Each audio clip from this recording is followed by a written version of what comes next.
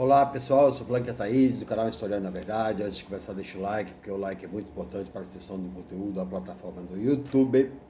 E eu vou fazer uma crítica hoje ao Olavo de Carvalho, o filósofo que teve o diploma universitário na oitava série. Né? Ele faz uma crítica a Marx, mas eu vou deixar um link onde ele mesmo, né, diz que todo liberalzinho que critica Marx não é um homem de estudo, é um idiota querendo se aparecer. Eu vou deixar dois links em que ele cita no Twitter a respeitabilidade que ele tem por Karl Marx, tá? Então, ele fala sobre o fascismo, né, tem a aparência do comunismo, né? Porque o partido nazista, aliás, o nazismo e comunismo, o fascismo é tudo a mesma coisa. Porque na Alemanha nasceu o Partido Social da Social Democracia, que Marx vai criticar nesse livro aqui, lançado em 1865.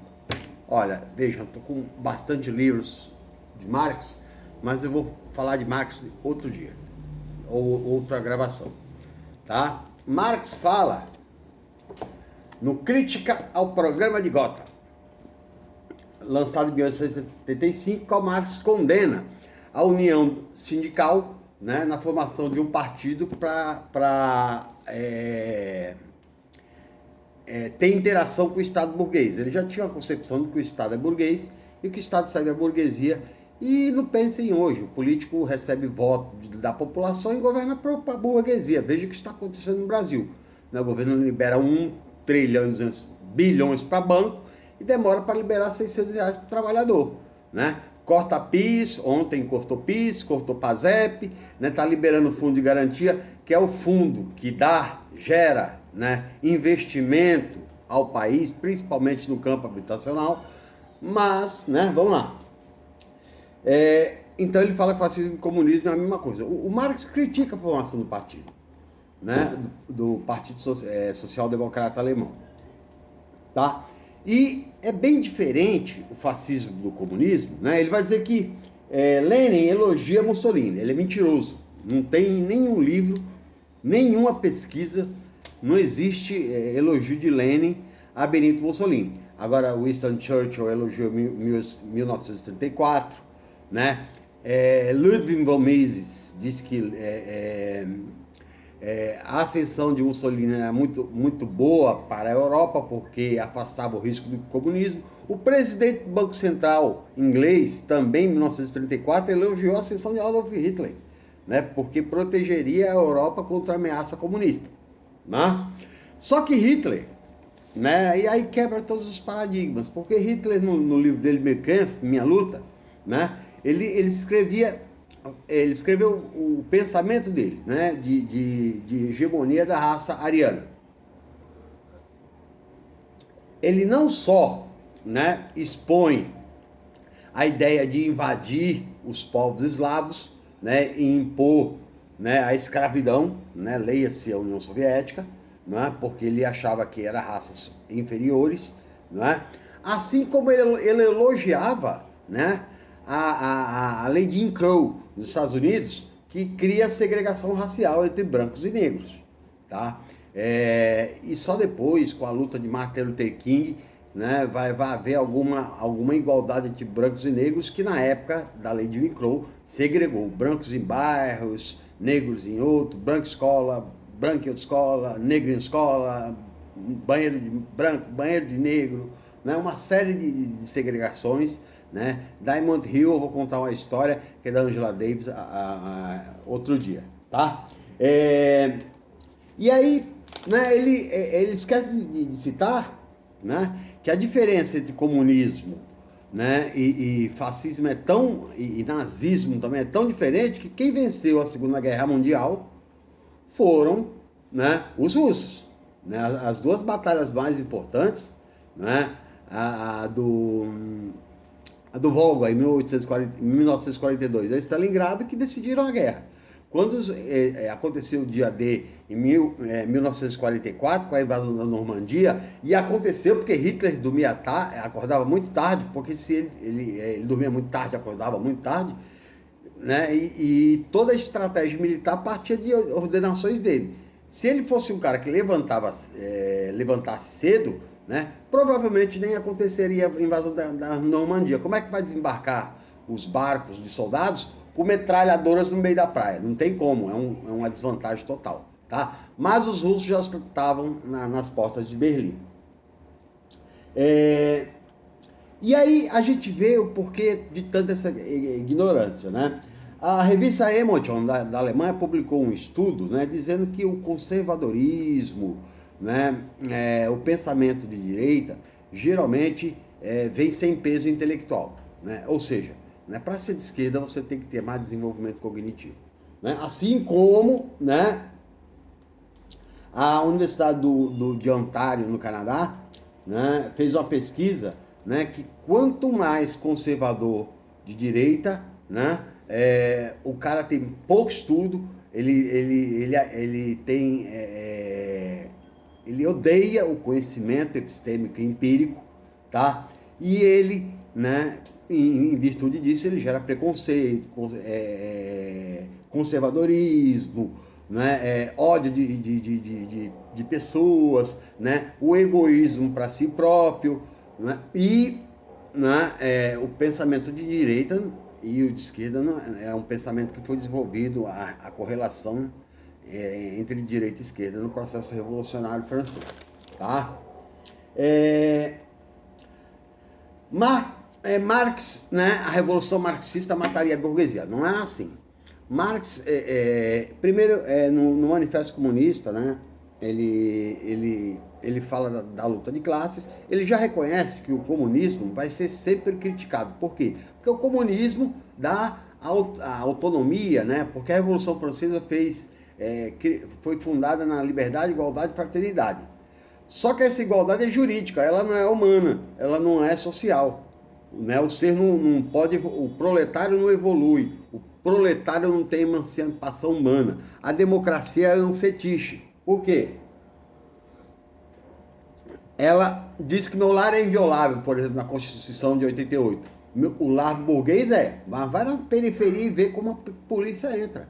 O lar lá não é violável, não é inviolável. Não é? Eu tenho o direito de ir e vir, mas eu tô com vontade hoje de ir para uma ilha lá na Ásia. A minha liberdade está garantida? Não, porque eu sou proletário e não tenho dinheiro. Então, a liberdade vai até a página 2. A liberdade, ela se dá pelo poder econômico, pelo poder burguês. Né? E aí, né, aí faz uma crítica, né, ao Hegel, né? Hegel é um pensador de esquerda, né, que Marx vai refutar, né, no livro Crítica à Filosofia do Direito de Hegel, né, porque Hegel achava que o Estado que seria o ponto de equilíbrio entre as desigualdades. E Marx vai dizer na crítica que não, né, porque o Estado é burguês, né? E a gente tem que aprender a perceber isso, não é? Michel Foucault, né, em Vigiar e Punir, eu tenho esse livro, né, Michel Foucault, ele fala que desde a década de 70, o Estado vem se aparelhando, né, com aparelhos repressivos, para quê? Para manter a sociedade que vem empobrecendo sob controle, para não reagir. Então a polícia serve a quem? Né? Ela serve mais a proteção burguesa contra o proletariado. Né? O número de mortos por policiais no Rio, principalmente pobres, negros de favela, é um absurdo. Mas dificilmente a polícia mata um burguês. Né? Eu me lembro quando eu li o livro Rota 66, a história da polícia que mata, do Caco Barcelos, né? Só o capitão Couto Lopes havia matado 150 homens. 5% tinha passagem pela polícia. O resto era tudo trabalhador. Né? Então, aí a Rota 66, né, que é o livro do Caco, só parou de matar quando essa rota, essa viatura, matou um jovem da família Diniz. Né? É rico, poderoso, né? E aí, né, vai para o tribunal, o bicho pega. Tá? Por quê? A justiça, quando o cara é pobre, né, ele tem um advogado pago pelo Estado contra um aparato judiciário, que Foucault já vem denunciando, né? O juiz não dá uma pena se ele não tem, uma canetada, se ele não tem estagiário de direito, pessoal formado de direito, técnicos, pesquisadores, né? O pessoal de investigação, um aparato gigantesco. O pobre só tem um advogado. Mas quando é o rico que vai diante do juiz, ele tem um aparelho às vezes muito maior, né? Perito, né? Ele tem um aparelho muito maior, portanto ele geralmente se livra da punição, né? O pobre já está mais sujeito a ser punido. Tanto que se a gente levantar os relatórios, né? Eu ainda vou gravar sobre isso, sobre o sistema penitenciário brasileiro, quem está preso, né? E qual o grau de estudo que ele tem, né?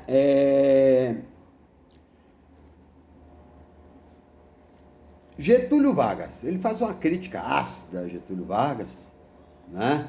Porque Getúlio Vargas conversou com que as esquerdas adoram Getúlio Vargas, né? Elogiam, exaltam. Não, Getúlio Vargas, ele tinha seus defeitos e suas qualidades, né?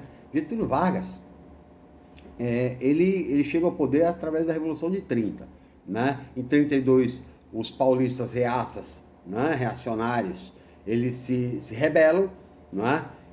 E lutam pela Revolução Constitucionalista, por quê? Porque eles querem espaço no governo, tá? É claro que a União vai vencer São Paulo, né? Vai impor a derrota de São Paulo, mas vai criar a Constituição de 34, 37, Getúlio Vargas rasga e cria Estado Novo, e do Estado Novo ele governa até 1945, tá? Getúlio Vargas tem os seus defeitos? Tem, claro que ele governa sob ditadura, e ninguém, né, nem a ditadura é uma coisa muito ruim, né, tanto de esquerda quanto de direita, tá? Mas em 1950 ele volta pelo voto, e por ter dado um aumento de 100% no salário mínimo em 54, em janeiro, em agosto a elite pressiona ele tanto, junto com a classe média, que ele acaba se suicidando, né? E aí eles vão criticar uma série de pessoas na história, né? Vão chamar Che Guevara de genocida, mas eles não falam de Pinochet, que matou mais de 200 mil. Che Guevara, realmente houve paredão em Cuba, depois da Revolução Cubana, daqueles que facilitaram, né, Cuba a se transformar num prostíbulo dos Estados Unidos, né? Tudo que era ilegal, né, nos Estados Unidos, os americanos faziam em Cuba. Prostituição, drogas, né? Inclusive Fulgêncio Batista, né? Ganhou, ficou milionário com drogas, prostituição, e o povo vivia na miséria, tá? Faz uma crítica a Cuba, que é pobre, não sei o que, que o sistema fracassou, não. Mas eles não citam o embargo econômico que dura mais de 60 anos na ilha cubana, né? Inclusive, recentemente, né, esse governo psicopata do Donald Trump lançou aliás, colocou a cabeça de Nicolás Maduro por 15 milhões de dólares, quem capturasse ele, tá? No meio da crise, ele está cortando, impondo sanções a medicamentos de combate ao Covid, máscara, equipamentos, por quê? Ele quer o petróleo, não interessa se o povo morra, né? Essa é a política do neoliberalismo, né? Que está, né, entrando em decadência, né?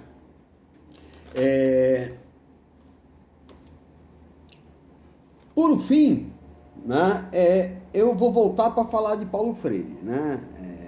Um pouco mais de Paulo Freire. Paulo Freire, até o momento que eu pesquisei, ele tem 72.359 trabalhos em língua inglesa, que é usado as obras dele como referência de pesquisa na área de humanas, tá? O Olavo de Carvalho costuma dizer que 30% dos universitários, 70% dos universitários saem como analfabetos funcionais. Mas o INAF não diz isso, tá? Sai 4%.